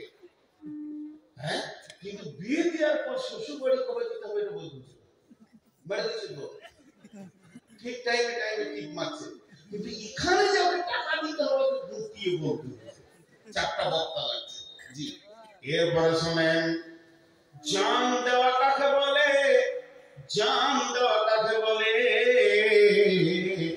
উহুদের প্রান্তে আল্লাহর নবী লোহার জামা পরেছিলেন, বর্মা পরেছিলেন, লোহার চাদর রাসূল পরেছিলেন। স্বাভাবিকতায় রাসূলের শরীরটা ভারী হয়ে গেছিল, 2 দিকে 3 দিকে মহড়া চলছে। কোনদিন যদি আমার সঙ্গে উহুদের প্রান্তে যান, নবীজি কোথা ছিলেন এবং আমির হামজা লাশ কোথা ছিল, হযরতে জারিরের লাশ কোথা ছিল, কোন কোন ডিউটি ছিল, এগুলো একটা একটা করে তিলে তিলে তিলে তিলে বুঝিয়ে দেবো বন্ধু। এবছর রমজানে যাচ্ছি উমরাতে, আবার হজে যাচ্ছি, হজের পরে 3খানা গ্রুপ নিয়ে যাবো ইনশাআল্লাহ। মানুষ বুঝেছে নূর মোহাম্মদের সঙ্গে যাব, খেতে না পায় বিছানা না পায়, অন্তত ইতিহাস গুলোকে গ্রহণ করে নিয়ে আসবো। এবার আল্লাহর নবী উঠতে চাইছে একটা পাথরে, উঠতে চাইছে একটা পাথরে, শরীরটা একটু ভারী। হযরতে তালহা নজর করে দেখে নিয়েছেন যে এই যে যুদ্ধের মহড়া চলছে, নিশ্চয়ই নবীজি ওই পাথরে উঠলে ইসলামের লাভ হবে। নবীজি উঠতে পারছেন, একটা সিঁড়ি দরকার, তাড়াতাড়ি করে একটা পাথর এনে পায়ে দিলেন, জিন্না। হযরতে তালহা লম্বা হয়ে শুয়ে পড়লেন, বললেন ইয়া রাসূলুল্লাহ আপনি আমার বুকে পা রেখে উঠে যান, আমার বুকে পা রেখে। জি, একটা লোক খালি বলতো এ আল্লাহ আমি যদি সাহাবী হতাম রাসূলের খিদমত করতাম, এ আল্লাহ আমি সাহাবী রাসূলের খিদমত করতাম। 20 বছর ধরে খালি কাঁদছে, কত রাসূলকে ভালোবাসে। একদিন রাসূলকে স্বপ্নে দেখেছেন, এটা গল্প বলছি, কাউকে বলবেন না যে বুখারী, উদাহরণ দিচ্ছি, এই হাদিসটা তালহার হাদিসটা উদাহরণ দিচ্ছি। ও রাতে স্বপ্ন দেখে যে রাসূলুল্লাহ সাল্লাল্লাহু আলাইহি ওয়াসাল্লামের সঙ্গে একটা গাড়িতে চেপে কোথায় যাচ্ছে, সব সাহাবীরাও আছে। ও ওর কপালে জুট হয়ে গেছে, যে দেখছে এক জায়গায় রাস্তাটা চারটা প্রধান বসে যাবে, ও আগে লাভ মেরেছে, আজকে সুযোগ পেয়েছি খিদমত করবো, মারো দৌড় খুঁজতে, কোথায় ইট পাবো, এখানে দিন চারটা পেরিয়ে যাবে। ইট নিয়ে যখন ওখানে আসছে তখন দেখছি দুজন সাহাবী নিজে শুয়ে গেছে, গাড়িটা পেরিয়ে গেল। হবে না, ওদের সাথে আমাদের তুলনা করা যাবে না। তালহা তো একটা পাথর খুঁজতে যেতে পারতেন, কিন্তু নিজে শুয়ে গেলেন। যখনই নিজে শুয়ে গেলেন, আল্লাহর নবী তালহার বুকে পাটা রাখলেন, আর জবান দিয়ে কি বললেন? নবী বলেন, তালহা রে, তুমি নিজের জন্য জান্নাতকে ওয়াজিব করে নিলে। তারা জানতো যারা গাড়ি চালাতে জানে না, অন্তত মোটরসাইকেল হোক, চার চাকা হোক, গাড়ি বলে আমাকে এখন ডবল গিয়ার দাও, 3 গিয়ার দাও, 4 গিয়ার দাও, টপে দাও, বলে গাড়ি। ড্রাইভার বুঝে নাই এখন গাড়ি কোন গিয়ারটা চাইছে। ড্রাইভার বুঝে কি বুঝে না? তো সাহাবীরা ছিলেন ড্রাইভার, তারা বুঝে নিত যে এখন কি চাইছে। রাসূল সাল্লাল্লাহু আলাইহি ওয়াসাল্লাম যে গর্তে ঢুকেছিলেন, এখন সেই গর্তটাকে বন্ধ করে দিয়েছে সরকার, যেতে দেয় না। ওই গর্তে আমি ঢুকেছি, যে গর্তে তালহা রাসূলকে রেখে 180টা তীর খেয়েছিলেন। এত সুন্দর গর্ত, আমি ঢুকেছি, আমার বিবি ঢুকেছে, আমার মেয়ে ঢুকেছে। ওই গর্তের সামনে যখন গেলাম, মনে পড়লো কাফের বেঈমানেরা তীর রেডি করেছেন, রাসূলকে পৃথিবীর বুক থেকে সরিয়ে দেবে। বেঈমান, তোরা কি পারবি? আল্লাহ না বললে সমস্তটা গাইড করছেন আল্লাহ। এমন সময় তালহা দেখে নিয়েছেন ওই দিক থেকে অজস্র তীর রাসূলের দিকে আসতে রয়েছে। নবীজিকে পেছন দিকে ঠেলে দিয়ে গর্তে ভরে দিয়ে পাহাড়ের প্রান্তদেশে গর্তের মুখে তালহা দাঁড়িয়ে গেলেন। দুইটা বাজুতে রাসূলের গায়ে যেন তীর না লাগে। তালহা বলছেন, রাসূলুল্লাহ, খবরদার বের হবেন না, আপনি ওই জায়গায় থেকে যান, আপনি হিফাজতে থেকে যান। এবং দুই জায়গায় তীর 180 খানা তীর খেলেন। লাগবে না আনসার করতে, দেন তো বিলাত করা কি ছিল সাহাবীরা? আল্লাহ রাসূলকে হুমকি দেয়নি, ওয়াজাদাকা যালাম ফাদা ওয়াজাদাকা আইলান ফাগনা মালাকিমা ফালা তাকহা। হে নবী, তোমাকে আমি কি দিইনি? সাহাবীদের মিজাজগুলো তোমার দিকে করে দিয়েছিলাম। ওই তালহা যেদিন মারা গেলেন, তালহা যেদিন পৃথিবী থেকে চলে গেলেন, আল্লাহর নবী তালহার লাশটা কবরে রেখে আল্লাহকে বললেন, আল্লাহ, যেদিন ইসরাফিল সুর ফুঁকবে, তালহা কিয়ামতের মাঠে উঠবে, তুমি তালহাকে দেখে হাসবে আর তালহা তোমাকে দেখে হাসবে। জীবন কখন কি দিতে হয় আমরা জানি। আব্দুল্লাহ জুলবাদাইনের ঘটনা, আব্দুল্লাহ, ওর আসল নাম ছিল আব্দুল উজ্জা। ওর বাপ মারা গেছিল, চাচার কাছে মানুষ হয়েছে, মা বিধবা, চাচা অনেক টাকাওয়ালা, গোপনে গোপনে রাসূলের কাছে ঈমান নিয়ে চলেছে। অনেক লম্বা ঘটনা, ছোট করে বলছি। ওর চাচা যখন জানতে পারলো আব্দুল উজ্জা ঈমান এনেছে, আব্দুল উজ্জা, জি চাচা, তুই বেঈমান হয়ে গেছিস, মানে ওদের হিসেবে। বলে না, বেঈমান হয়নি, বরং ঈমান এনেছি। প্রকাশ করে ছাড়বি, বলে না, মহাসত্যকে ছাড়া যায়। শুধু ছাড়া তো দূরের কথা, আমার চাচাকে কি বলছে দেখেন, চাচা তুমিও ইসলাম গ্রহণ করো। কি দাওয়াত! বাড়ি থেকে যদি মুহাম্মাদের দিন না ছাড়বি, তোকে সমস্ত মাল থেকে তোকে একদম বহিষ্কার করা হবে, সমস্ত মাল থেকে মাহরুম করা হবে। আব্দুল্লাহ নাম রেখেছিলেন নবীজি। ওই ছেলেটার নাম নবীজি যেদিন কালেমা পড়ান বলেন, আব্দুল্লাহ, তুমি আর আব্দুল উজ্জা নও, আমি তোমার নাম রাখলাম আব্দুল্লাহ। আব্দুল উজ্জা, উজ্জা ঠাকুরের গোলাম, আমি রাখলাম তোমার নাম আব্দুল্লাহ। আব্দুল্লাহ মানে আল্লাহর গোলাম। বিশ্বনবী ইসলাম শিখাচ্ছেন, দিন শিখাচ্ছেন মসজিদে নববীতে সাহাবীদেরকে। আর দুইখানা আপনার একটা কম্বল ছিঁড়ে অর্ধেক গায়ে অর্ধেক পাছায়নি, নুড়ি সুড়ি হয়ে দরজার পাশে বসে আছেন। যখন নবীজি বেরিয়ে আসছেন, দেখি বল কি ব্যাপার আব্দুল্লাহ বললেন, ইয়া রাসূলুল্লাহ, আল্লাহকে পেয়েছি, রাসূল পেয়েছি, দিন পেয়েছি, সর্বস্ব মালকে লাত মেরে চলে এসেছি। ও দয়ার নবী গো, আমার কালেমার অপরাধে অপরাধ, চাচা আমাকে ন্যাংটা করে বাড়ি থেকে বের করেছে, সমস্ত শরীরের কাপড় সোনা দানা কেড়ে নিয়েছে, শুধু তাই নয় লুঙ্গিটাও কেড়ে নিয়েছে। আমি যুবক, আমি ব্যাচেলিয়র, মায়ের কাছে গেল, মা তুমি আমাকে মাফ করে দাও। মা চোখে হাত দিয়ে কম্বলটা ছুঁড়ে দিল, ওই কম্বলটা আমি গায়ে আর পাছায় জড়িয়ে নিয়েছি। নবীজি আব্দুল্লাহকে বললেন, তুমি আসাবে সুফাতের ভিতরে থাকো। আসাবেদের সুফাতের ভিতরে জোরে জোরে কোরআন পড়তো, এর জন্য নবীজিকে অভিযোগ করা হলো। আব্দুল্লাহ জোরে জোরে কোরআন পড়ে। নবীজি বলছেন, আব্দুল্লাহ জোরে কোরআন পড়বে রে, তোমরা সহ্য করে নাও। শুধু কোরআনের মহব্বতে অনেক বড় ত্যাগ করে বেরিয়ে এসেছে রে। অতএব আব্দুল্লাহকে কেউ তোমরা রুখবে না। চলে এলো তবুকের যুদ্ধ। দেখেন দান কাকে বলে। তবুকের যুদ্ধতে এলান করে দিলেন আল্লাহ রাসূল, যার কাছে যা আছে মসজিদে নববীতে জমা করো। হঠাৎ অভিযান চলে আসছে, সাহাবীরা ইয়া রাসূলুল্লাহ আমার, ইয়া রাসূলুল্লাহ আমার, উমর আনছেন, আবু বকর আনছেন, আলী আনছেন, সবাই মিলে নিজের বান মসজিদে ভিড় লেগে যাচ্ছে, মালের চুর শুরু হয়ে গেছে। আব্দুল্লাহ খালি আবার উঠছে, আবার বসছে।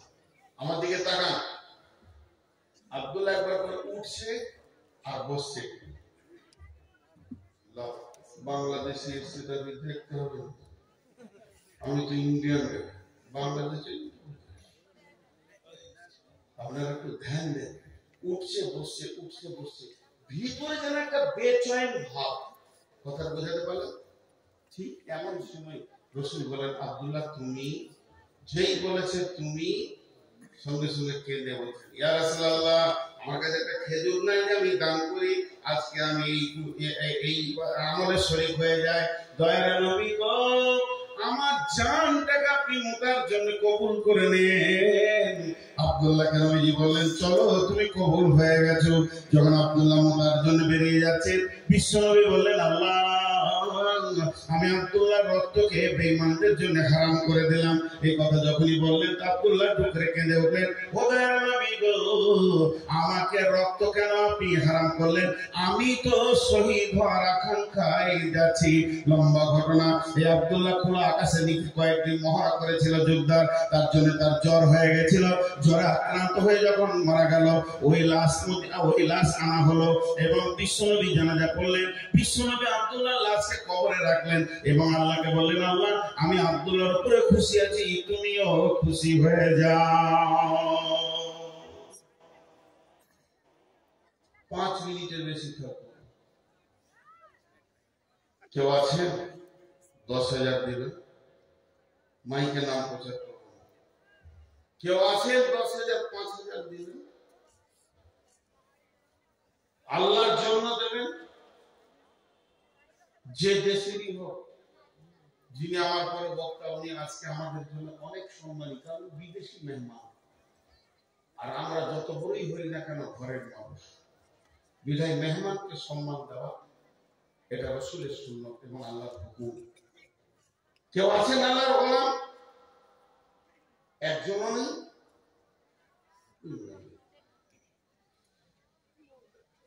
কয় টাকা? কত? 3,000। ছেলে মানুষ 3,000 দিচ্ছে। হ্যাঁ, এই জায়গায় ক্যালসিয়াম করতে না, লোক করতে শুরু করেছে। আল্লাহ ঘর যায় না, হাসপাতাল পাঠিয়ে দাও। তারা স্লিপ করে কোথাও পড়বে না, ফ্যাটের ছাপে হাসপাতাল, টাকা কিনে বসবাস। জি, টাকা বের করার আল্লাহর কাছে 2-3টে মেশিন আছে। একটা হচ্ছে হাসপাতাল, কোর্ট। এখানে না দিলে তো ওখানে পীরে বের করবে, টাকা নিয়ে যেতে দেবেন। কেউ আছেন আল্লাহ গোলাম? দিবে না গো, আমাকে কেউ দেখতে পারে না, তার থেকে পালিয়ে যায়, তাহলে বেজ্জতি থাকে। 3000 টাকা দিয়েছে। জি, আর কেউ আছেন? আসলে বিদেশি মেহমানের হাতে দিবে কি বেশি? জি না, পেশা দেবে কোন ভেজালে পেশা। আর যে মোটামুটি কালেকশন করেছে আব্বাল ভাই, সব একদম নিয়েছে। দেখ 500 পার মাইন কি করেন? আগে কি করতেন? মাশাআল্লাহ, দেখেন তাও তো 500 দিল। আচ্ছা একটা কথা বলি, মেহমান এসে গেছেন, আমি ছেড়ে দিচ্ছি, বেনামিতে 2000 দিয়েছে। আচ্ছা দিবে সকলে, মেহমানের হাতে দেবে ইনশাআল্লাহ। আর আমাদের দিকে লোকের অভ্যাস আছে। জি জি, তো হায়াত বাকি তো মুলাকাত বাকি। শুধু একটাই কথা খেয়াল রাখবেন, জান আর মালের হিসাব লাগবে কিয়ামতের মাঠে। আল্লাহ আমাদের সকলকে শোনা এবং বলার থেকে বেশি করে আমল করবে। আব্বা মায়ের জন্য কত হাসতো না, শোনো তোমার কাছে 8 টাকা নাই, কত আছে শোনো, 2-3 হাজার আছে, 1000 দেওয়া যাবে না, 500 খুব ছেলে ভালো, তার একবার চাইবে ওই 100 টাকা। আচ্ছা ঠিক আছে, আসসালামু আলাইকুম। এই চল মাশাআল্লাহ।